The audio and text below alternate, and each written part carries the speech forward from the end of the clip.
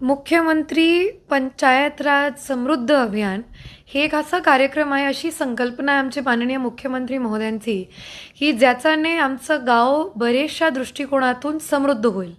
एक गावात अनेक प्रकारच्या संस्था असतात. अंगणवाडी आहे, शाळा आहे, ग्रामपंचायतची बिल्डिंग आणि त्याचं कार्य स्वतः आहे. ह्या सगळ्या गोष्टीला समृद्ध कसं करावा, त्यांनी असे 8 थीम काढलेले आहे. त्या प्रत्येक थीममध्ये अनेकशा गोष्टी आहे, ज्याला त्यांनी गुणसुद्धा दिलेले आहे.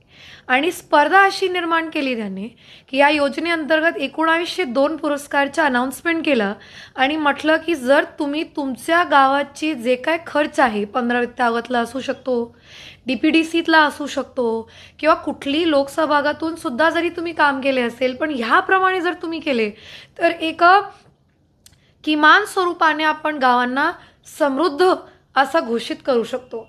आणि एकदा असं झाल्यावर आपण जे म्हणतो, की नागरिकांना या अमृत काळात आपण म्हणतो, की काय ना काय त्यांना basic sense of living, dignity of living, त्यांना अशा काही गोष्टी, काय सर्व्हिसेस पुरवायचे आहे, ज्याच्याने त्यांचं जीवनमान गावाला सोपं होईल, सुलभ होईल, ते या निमित्ताने सिद्ध होऊ शकते. फक्त याची डोर आमचे सरपंच मोद्यांच्या हातात राहणार आहेत.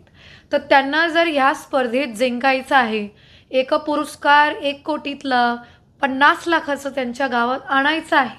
म्हणजे काय काय गावात 1 कोटी पूर्ण 15 वित्तावताची निधी असते 1 वर्षातली, आणि तुम्हाला 4 महिने काम केल्यावर ती जर रक्कम भेटू शकते, तर किती मोठी गोष्ट आहे.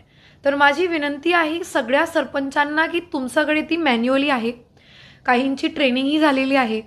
तुम्ही त्या मॅन्युअलमध्ये दिलेले गुणांकनानुसार जर काम केले, तर तुम्हाला तसे आपण म्हणतो गायडिंग लाईट, एक दुरून मला लाईट दिसत आहे, त्या लाईटनं जर तुम्ही फॉलो केले, तर तुमचं गाव जसं CM महोदयांना पाहिजे, आमची ग्रामविकास मंत्री महोदयांना पाहिजे, तसा समृद्ध 100% होऊ शकतो.